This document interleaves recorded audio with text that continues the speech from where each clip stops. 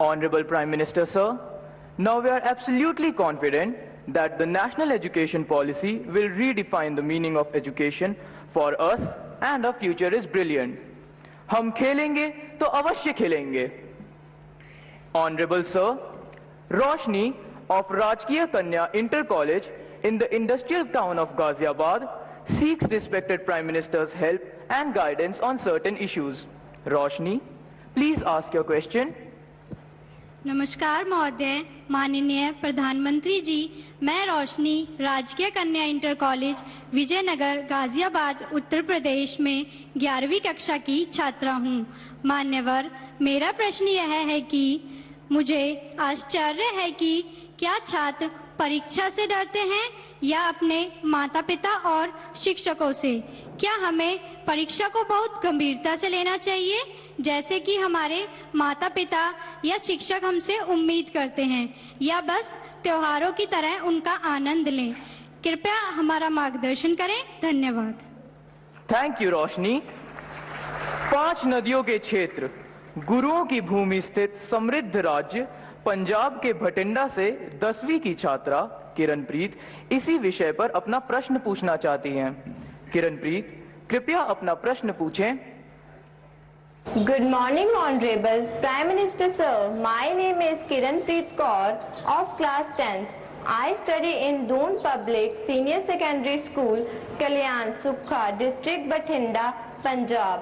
Sir, my question to you is, how do I deal with my family's disappointment if my results are not good? I don't have negativity against my parents, because I know they need more reassurance than I do. Thank you, sir. Please guide me. धन्यवाद Kiranpreet. Honorable Prime Minister, sir, like many of us, Roshni and Kiranpreet also find it a challenge to deal with the expectations of their parents and teachers. We look forward to your advice. Honorable sir. रोशनी, क्या कारण है कि आपने जब ये सवाल पूछा तो सबसे ज्यादा तालियां बजी? क्या कारण है?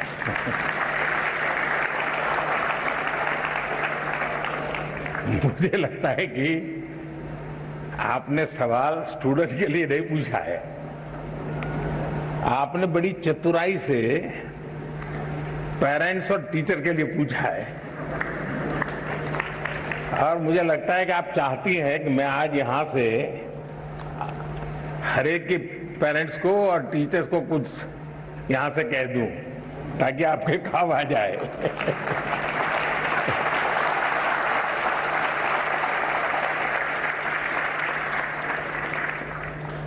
इसका मतलब कि आप पर प्रेशर है टीचर का, आप पर प्रेशर है पेरेंट्स का, और इसलिए आपको उलझन है कि मैं मेरे लिए कुछ करूं कि उनके कहने पर करूं. अब उनको समझा नहीं पा रहे हैं और मैं अपना छोड़ नहीं पा रहा हूं. ये आपकी चिंता मैं महसूस कर रहा हूं.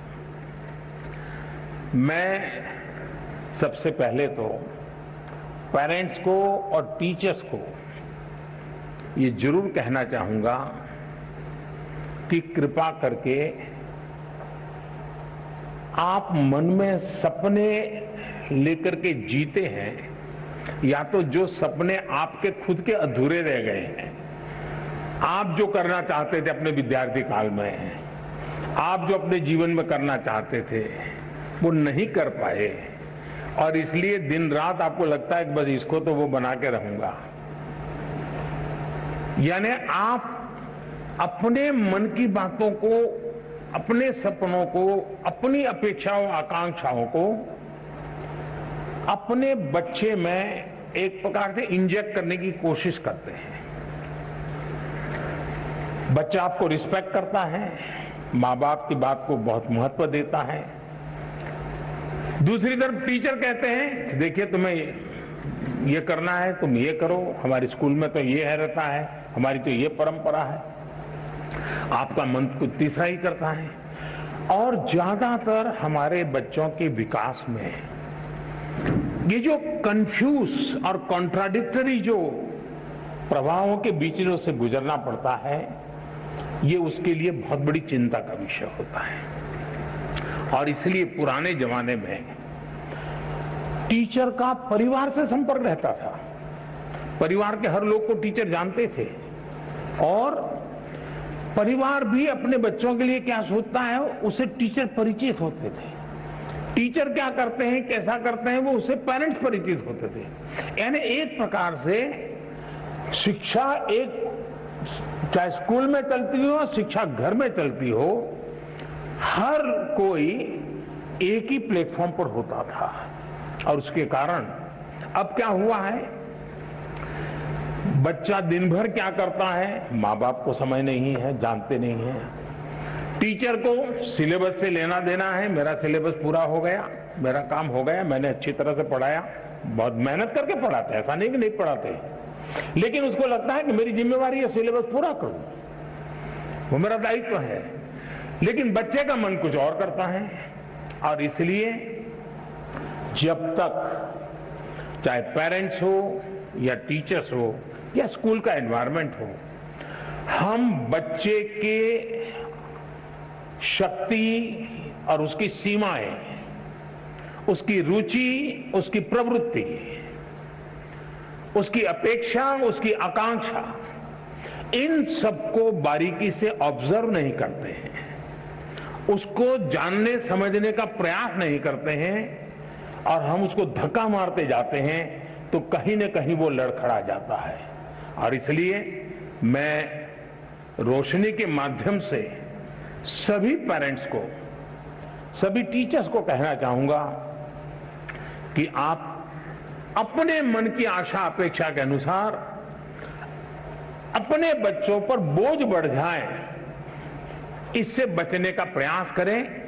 उनकी और हर बच्चे के पास एक स्ट्रेंथ होती है, हर माँ बाप को स्वीकारना होगा कि आपके तराजू में वो फिट हो या ना हो, लेकिन परमात्मा ने उसको किसी न किसी विशेष ताकत के साथ भेजा है, उसके अंदर कोई सामर्थ्य है। ये आपकी कमी है,